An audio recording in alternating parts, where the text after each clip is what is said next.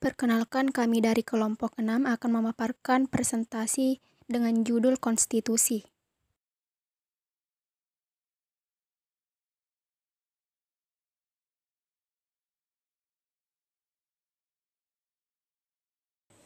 Baiklah, saya akan menjelaskan mengenai konsep konstitusi. Konstitusi adalah sebuah norma dalam suatu sistem politik negara dan hukum yang dibentuk oleh pemerintah negara yang dikodifikasikan sebagai sebuah dokumen tertulis. Hukum dalam konstitusi tidak mengatur hal yang sifatnya rinci, namun hanya menjabarkan beberapa prinsip yang menjadi dasar bagi peraturan lainnya. Kedudukan konstitusi dapat disebut sebagai satu, hukum dasar. Hal ini dikarenakan dalam konstitusi terdapat aturan-aturan pokok mengenai penyelenggaraan negara sebagai suatu badan dan lembaga pemerintahan. Yang kedua yaitu hukum tertinggi. Hal ini dikarenakan karena konstitusi mempunyai kedudukan lebih tinggi dibandingkan peraturan-peraturan lain yang ada dalam ketatanegaraan.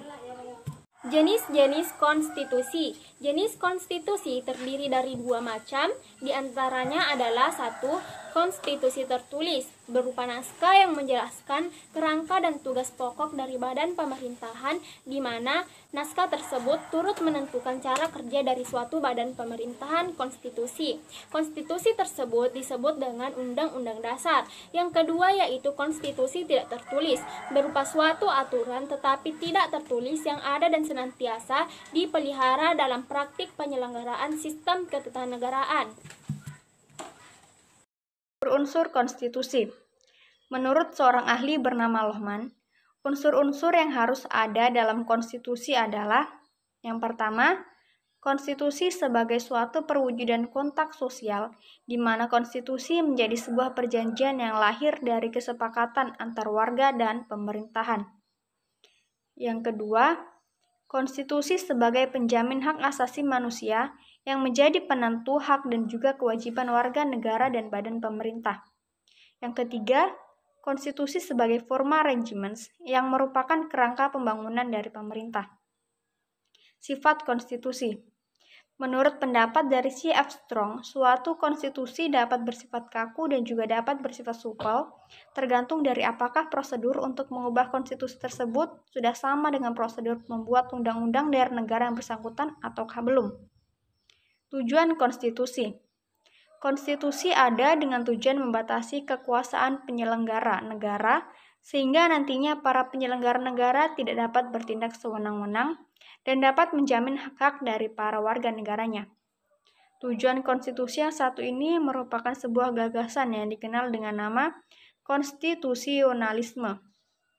Maksud konstitusionalisme adalah suatu gagasan yang melihat kedudukan pemerintah atau penyelenggara pemerintahan sebagai suatu kegiatan yang diselenggarakan oleh, untuk, dan atas nama rakyat. Selanjutnya yaitu fungsi konstitusi. Adanya konstitusi bagi suatu negara mempunyai fungsi sebagai berikut. Yang pertama, membatasi dan mengendalikan kekuasaan penguasa agar dalam menjalankan kekuasaannya terhindar dari kesewenang-wenangannya terhadap rakyat. Yang kedua, memberi suatu rangka dan dasar hukum untuk perubahan masyarakat yang dicita-citakan dalam tahap berikutnya. Yang terakhir yaitu digunakan sebagai landasan penyelenggaraan negara menurut sebuah sistem ketatanegaraan tertentu yang dijunjung tinggi oleh semua warga negaranya, baik itu penguasa maupun rakyat, serta digunakan sebagai landasan struktural. Selanjutnya adalah nilai konstitusi.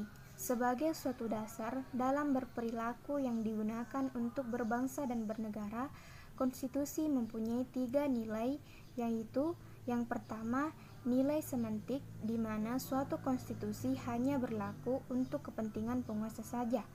Dalam melakukan suatu mobilisasi kekuasaan, penguasa akan menggunakan konstitusi sebagai alat untuk melaksanakan suatu kekuasaan politik. Yang kedua, nilai normatif, di mana suatu konstitusi bisa diterima oleh suatu bangsa dan bagi mereka konstitusi tidak hanya digunakan dalam artian hukum atau legal saja, namun juga secara nyata berlaku dalam masyarakat secara efektif serta dapat dilaksanakan secara murni dan juga konsekuen. Yang ketiga atau yang terakhir, nilai nominal, di mana suatu konstitusi menurut hukum dapat berlaku, tetapi tidak sempurna. Ketidaksempurnaan tersebut disebabkan karena adanya pasal tertentu yang tidak seluruh pasalnya yang terdapat dalam konstitusi dapat berlaku bagi wilayah negara. Selanjutnya, realita konstitusi. Pembagian kekuasaan dalam sistem konstitusi yang berlaku di Indonesia mengalami beberapa kali perubahan sejak tahun 1945. Perubahan-perubahan konstitusi yang terjadi adalah sebagai berikut. Yang pertama, berlaku Undang-Undang Dasar 1945 atau Undang-Undang Proklamasi pada periode 18 Agustus 1945 sampai 27 Desember 1949. Yang kedua, berlaku Konstitusi Republik Indonesia Serikat atau UUD RIS 1949 pada periode 27 Desember 1949 sampai 17 Agustus 1950. Yang ketiga, berlaku Undang-Undang Dasar Sementara atau UUD 1950 pada periode 17 Agustus 1950 sampai 5 Juli 1959. Yang keempat, berlaku Undang-Undang Dasar 1945 kembali atau UUD 1945 periode kedua, di mana pada periode pemerintahan Orde Lama 5 Juli 1959 sampai 1966 dan pada periode pemerintahan Orde Baru 1966 sampai 1999.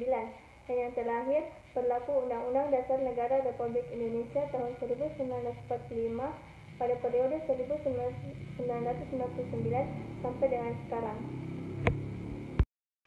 Adapun hubungan konstitusi dengan ilmu dan teknologi pangan. Hubungan konstitusi dengan ilmu dan teknologi pangan terdapat dalam beberapa peraturan pemerintah.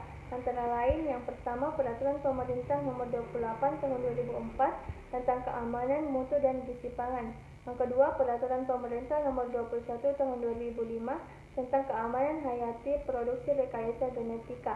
Yang ketiga, Peraturan Pemerintah Nomor 1 Tahun 2011 tentang penetapan dan alih fungsi lahan pertanian pangan berkelanjutan. Dan yang keempat, Peraturan Pemerintah Nomor 12 Tahun 2012 tentang insentif perlindungan lahan pertanian pangan berkelanjutan. Masalah dalam konstitusi. Secara substansial, konstitusi Indonesia belum menyelesaikan beberapa hal, dan disitulah lahir problem konsep bagi negara hukum Indonesia dalam kaitannya dengan bangunan konstitusi. Pertama, Indonesia dalam bidang eksekutif mengatur sistem presidensial. Namun, apabila dicermati dalam konstitusi yang ada saat ini, sistem presidensial yang ada di Indonesia sangat kabur. Hal ini tercermin dari beberapa kewenangan yang dimiliki oleh presiden yang tidak sesuai dengan sistem presidensial. Dalam hal ini termasuk peran presiden dalam legislasi ternyata tidak mengikuti model bikameral yang selama ini dicita-citakan. Yang kedua, keberadaan Dewan Perwakilan Daerah yang tidak memiliki kedudukan yang seimbang dengan Dewan Perwakilan Rakyat. DPD sebagai perwakilan daerah dalam legislasi nasional hanya didesain setengah-setengah. Hal ini terlihat dari penyendirian kewenangan DPD yang tidak dapat ikut dalam mengesahkan suatu peraturan perundang-undangan meskipun rancangan undang-undang tersebut merupakan kepentingan daerah. Melalui konsep yang setengah-setengah ini, check and balance terhadap DPR tidak berjalan. Sejak awal kehadiran DPD sebagaimana termaktub dalam pasal 22D Undang-Undang Dasar. Solusi dalam konstitusi berpangkal tolak dari problematika negara hukum yang muncul di permukaan pasca dilakukannya amandemen UUD 1945 sebanyak 4 kali, maka upaya yang dapat dilakukan untuk menegakkan negara hukum dan konstitusionalisme adalah: pertama, mempertegas sistem presidensial Indonesia. Kedua, dalam rangka menata lembaga legislatif, maka perlu dilakukan pembentukan strong bicameral.